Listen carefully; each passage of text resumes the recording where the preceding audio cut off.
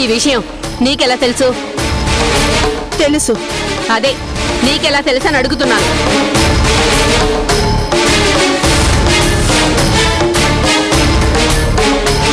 బావగారే చెప్పారు.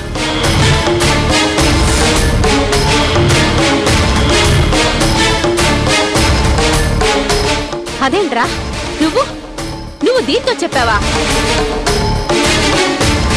అదేంట్రా? సంధ్య పిచ్చి మాటలు మాట్లాడుతూ. మమ్మీ ఇవన్నీ కాదు, ప్రియకు న్యాయం జరిగేలా చూస్తాను. విషయం ఇంతటితో వదిలేయండి.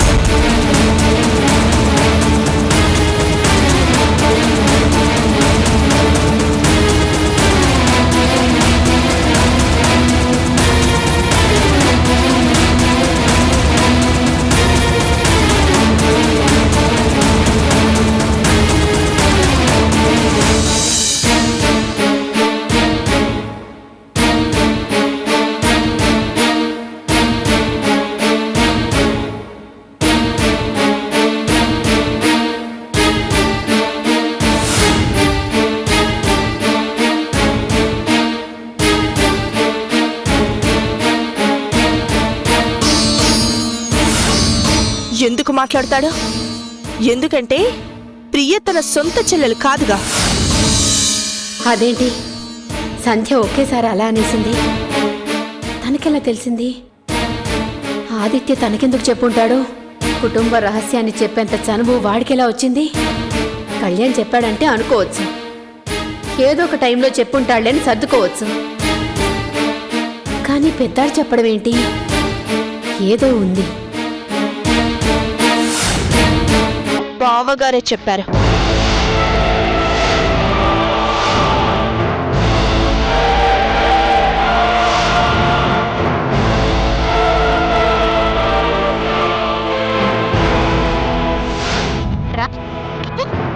నువ్వు దీంతో చెప్పావా? సంధ్య పిచ్చి మాట మాట్లాడు. అలా చెప్పు. వాడెందుకు కంగారు పడ్డాడు? మొత్తానికి ఏదో ఉంది. కొంపతీసి ఇద్దరి మధ్య ఏదైనా సంబంధం? చచ్చా, నేను ఇలా ఆలోచిస్తున్నానేంటి? అలాంటిదేమీ ఉండుండదు. అయినా ఆదిత్య ఎన్నటికీ తప్పు చెయ్యడు. పైగా తన వెంటపడిన సంధ్యని అలా చెయ్యొద్దని చెప్పేవాడు కదా. అవును, వాడు నిప్పు. ఇదే లేనిపోని అనుమానాలు కలిగించాలని ప్రయత్నిస్తోంది.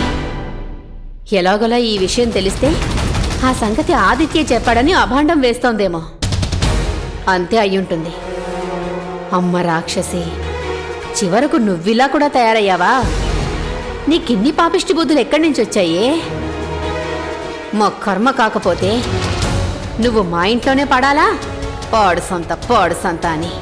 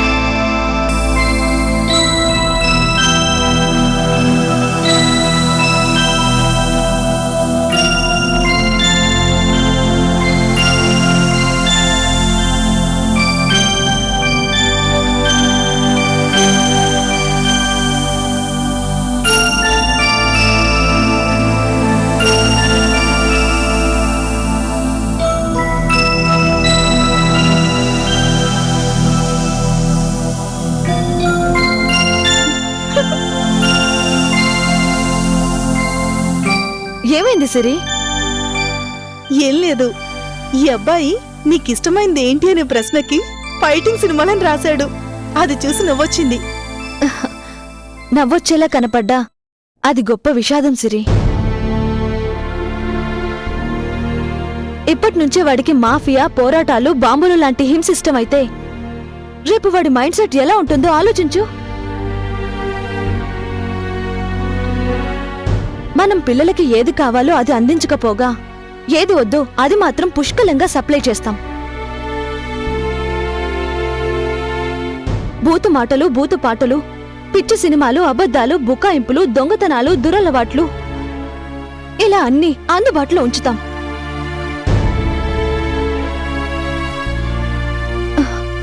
ఇది తప్పని వాడికెలా తెలుస్తుంది?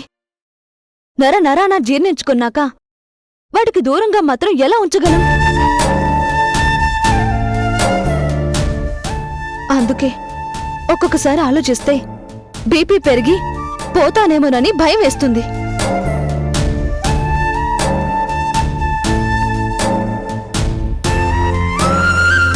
నీలో సమాజం పట్ల ఇంత అవగాహన తపన ఉందంటే ఈ పిల్లలు నిజంగా లక్కీ భారతి. మేడం మిమ్మల్ని కరెస్పాండెంట్ గారు రమ్మన్నారు. సరే వస్తున్నాను పద.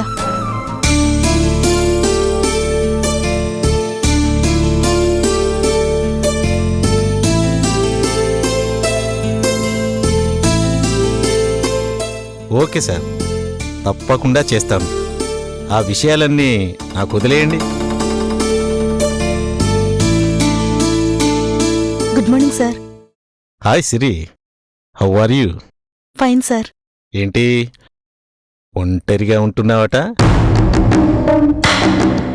బోర్ కొడుతోందా? కంపెనీ ఇవ్వనా?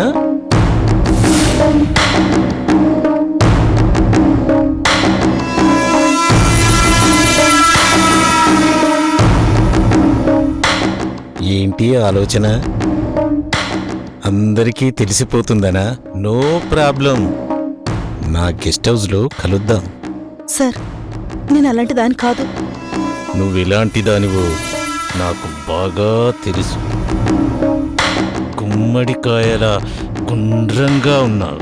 అబ్బబ్బబ్బబ్బబ్బబ్బా! ముద్దబంతి పువ్వులా ముద్దుగా ఉన్నావు. మెత్తగా మత్తుగా ఉన్నావు. నిన్ను చేసుకోబోయేవాడికి సుఖమే సుఖం. ఏడుస్తున్నావా లేక ఆనంద బాష్పాల? గుడ్. సరే, సాయంత్రం ఫ్రీయా?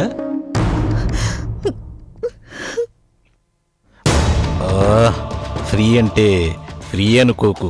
నీ ఇష్టం వచ్చిన గిఫ్ట్ తీసుకో.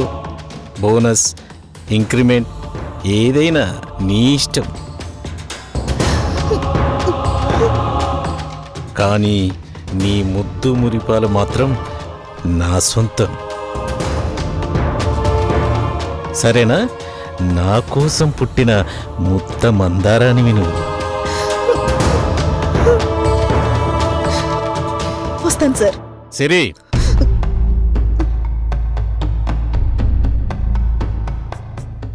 సాయంత్రం దాకా ఆగలేకపోతున్నాను. లీజర్ పీరియడ్లో రారాదు, ఎంజాయ్ చేద్దాం.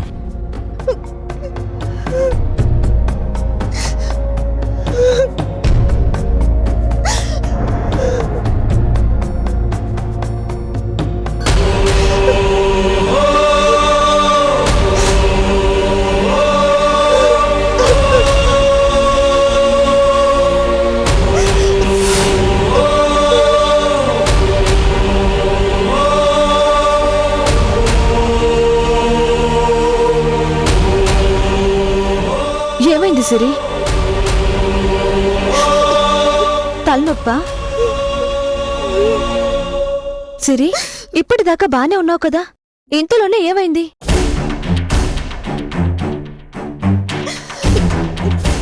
హెచ్ఎం గారు ఏమైనా అన్నారా?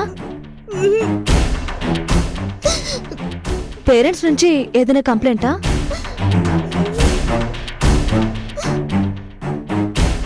పోనీ కరెస్పాండెంట్ గారు ఏమైనా అన్నారా? సిరి, తలెత్తు, ఓసారి నా వైపు చూడు.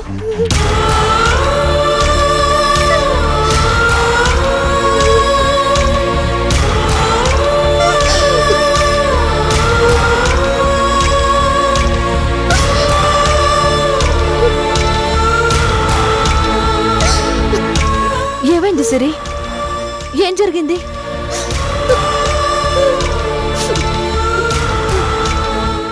లేదు. లేదు, ఏదో ఉంది. నిజం చెప్పు. ఎవరైనా ఏమైనా అన్నారా? మన్మథరావు గారు చాలా వల్గర్గా మాట్లాడుతున్నారు. అవునా? అవును, సాయంత్రం రమ్మంటున్నాడు.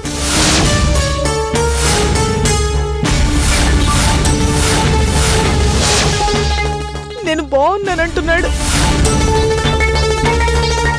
ఇంక్రిమెంట్లు ఇస్తానంటున్నాడు. గెస్ట్ హౌస్కి రమ్మంటున్నాడు. ఎప్పటి నుండి ఇదంతా? మొన్నొక రోజు ఇలాగే మాట్లాడాడు. మళ్ళీ ఇవాళ లాగే ఒక్కటి ఇవ్వకపోయావా? ఎందుకు ఊరుకున్నావు? వాడు అసలు దుర్మార్గుడు. ఏ అయితే ఏంటి? చంపుతాడా? దేనికి భయం? అది కాదు, నాకు అసలు ఏ ఆధారం లేదు. ఇది కూడా పోతే పోనీ, దానికోసం అయితే వాడికి లొంగిపోవుగా. చచ్చా, అలా ఎన్నటికీ జరగదు. మరి ఎదిరించక ఎందుకు ఏడుపు? వాడి గురించి నీకు తెలియదు భారతి. రావణాసురుడికి ప్యాంటు షర్ట్ వేస్తే మన్మథరావు. వాడుకున్న పలుకుబడి సామాన్యమైంది కాదు. వాడిని ఎదిరించి బ్రతకలేం భారతి. ఇక్కడే కాదు, ఇక్కడ నిలువు నీడ కూడా లేకుండా చేయగలడు.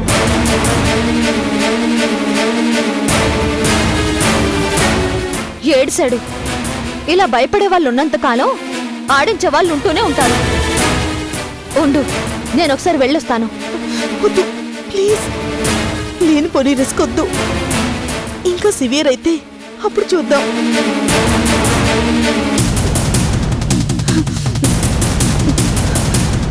నా కోసం నువ్వు ఎలాంటి ఆపదలో పడద్దు. అదేం లేదు.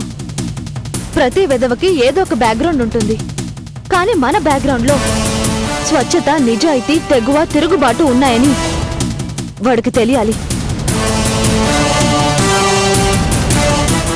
ప్రతి వెధవకి ఏదో ఒక బ్యాక్గ్రౌండ్ ఉంటుంది.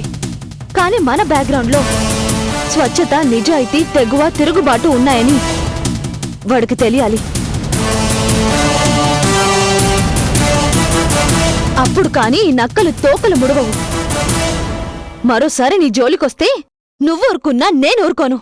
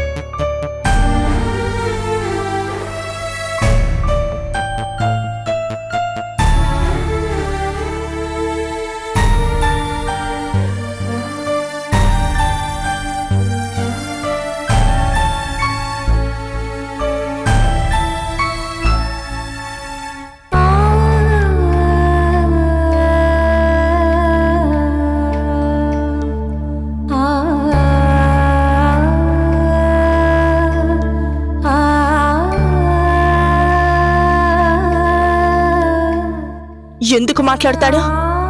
ఎందుకంటే ప్రియ తన సొంత చెల్లెలు కాదుగా.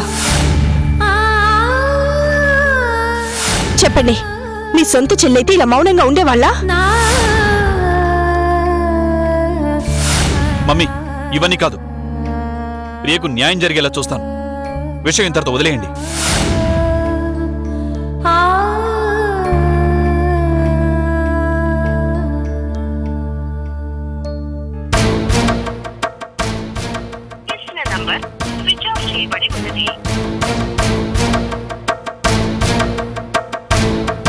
ఏంటి హరి, ఎందుకిలా చేస్తున్నాడు? కనీసం నాతో కూడా మాట్లాడకూడదా? ఫోన్ ఎందుకు స్విచ్ ఆఫ్ చేసి పెట్టుకున్నాడు?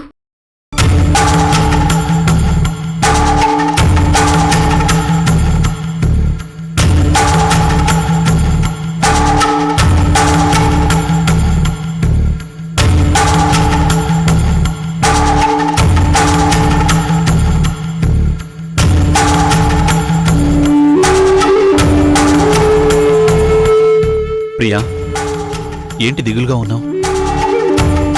హరి గురించేనా ఆలోచన? ప్రియా, చూసావుగా మన ఆలోచనలకి హరి ఆలోచనలకి ఎంత తేడా ఉందో. మనం అతన్ని అక్కున చేర్చుకుందామని ఆలోచిస్తుంటే ఎవరికీ దొరకకుండా తప్పించుకు తిరిగే ధోరణిలో అతనున్నాడు. మనం ఎంతో సాఫ్ట్గా వెళ్దాం అనుకుంటే కనీసం అతను ఆ దారిలోనే లేడు. సిన్సియర్గా నా అభిప్రాయం ఏంటంటే ఇప్పటికైనా మన తప్పుని మనం సవరించుకుందాం. అలాంటి మనిషి మనకొద్దు. ప్రియా, ఆలోచించు. నీలాంటి వ్యక్తిత్వానికి తనకి సరిపోతుందా? బలవంతంగా కలిపినా ముందు ముందు చాలా ప్రాబ్లమ్స్ వస్తాయి. అందుకే నా మాట విని హరిని మర్చిపో.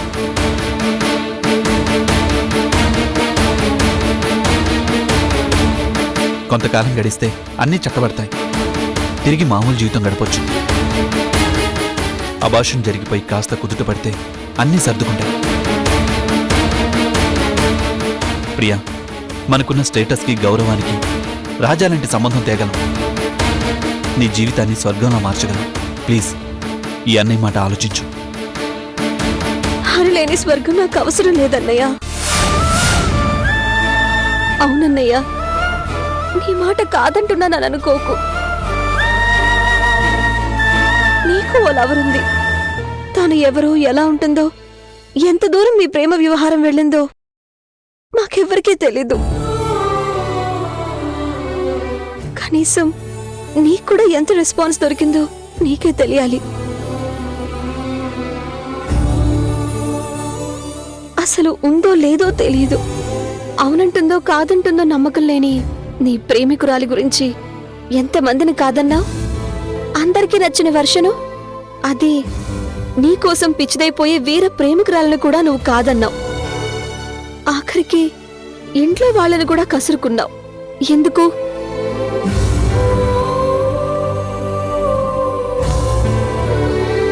తన కోసమే కదా. నువ్వు తన్ని వదులుకోగలవా?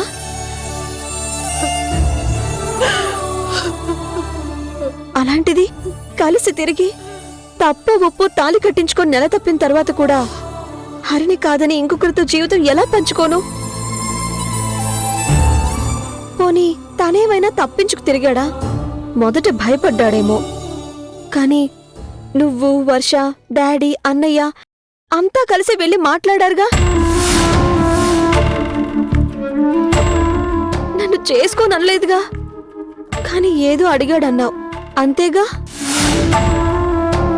నీ జీవితం బాగుపడ్డానికి ఏదైనా చేస్తానని, ఎంత దూరమైనా వెళ్తానని, ఎంత డబ్బైనా లెక్క చేయనని అంటావు కదా.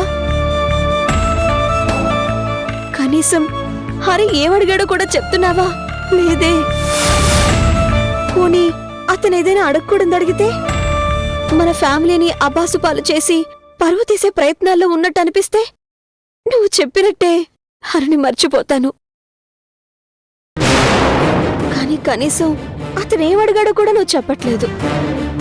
పరిష్కారం అయ్యే అవకాశం ఉన్న మార్గాన్ని వదిలేసి అసలు హరిని వదిలేమంటున్నావు. ఇదెక్కడ న్యాయం అన్నయ్య? అన్నయ్య ప్లీజ్, ఇప్పటికైనా హరి ఏమడిగాడో చెప్పు. అడగకూడదు అడిగితే నువ్వు చెప్పినట్టు హరిని వదిలేస్తా. నేను చెప్పిన మాటే వింటాను.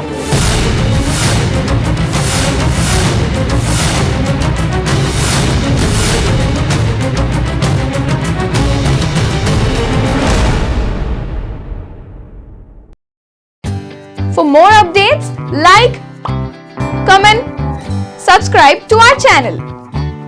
Hey darlings, గంటని click చేయడం మర్చిపోకండి.